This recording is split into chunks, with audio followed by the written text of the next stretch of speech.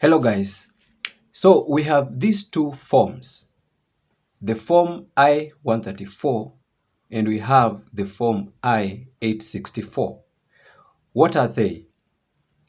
And which one do we require for the diversity visa lottery?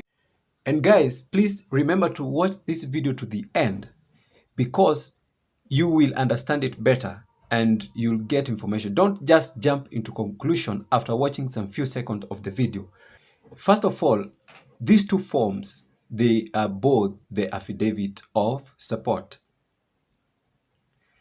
And for us to understand the differences between these two terms and which one we are going to use for the diversity visa lottery, then let's first understand this, that there are two modes or two ways in which you can come to the United States. The first way or the first mode is the temporary stay. And this means that you are coming to the United States for just a short period of time, maybe to visit a friend or a family, or maybe to tour. So it's just a short time. And in this case, we use a temporary visa, which is called non-immigrant visa. Number two, we have the mode in which you are coming to the United States for a permanent residence. You are immigrating to the United States. And you're intending to live in the United States as long as you want or permanently. And for this instance, we have the immigrant visa. In both of these two ways, you will need to provide or to assure the United States government that you are able to sustain yourself within that time. In both these cases, you'll need to provide the Affidavit of Support. So which do we use in which situation? For the temporary visit or the short-time visit, you will require to provide the Affidavit of Support, the form I-134. This is a smaller version of the form I-864 and it's not legally bound, though it is recommended by the United States government. When you are coming for a permanent stay or a long stay, you require to provide the Affidavit of Support form I-864. And this is a form that legally bounds your sponsor that he or she will provide full financial support for you as you stay over here in the United States. So for the temporary or the short visit, you require form I-134 as the Affidavit of Support, and for a long stay permanent residence, you require the form I-864. Now let's come back to our topic now. Which of these two forms do you require? Understand this first. When you are moving for a permanent stay where you are required to have form 864, it means that someone has petitioned for your green card visa and that person is willing to support you.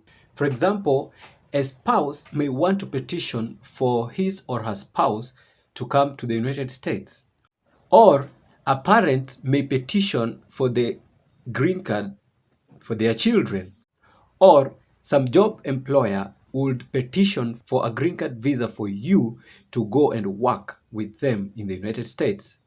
Now, when we come to the diversity visa lottery, remember this is unique. It is different from the other visas. Yes, it is a permanent residence status visa, but it is different from the other immigrant visa. In this case, no one is petitioning for your green card.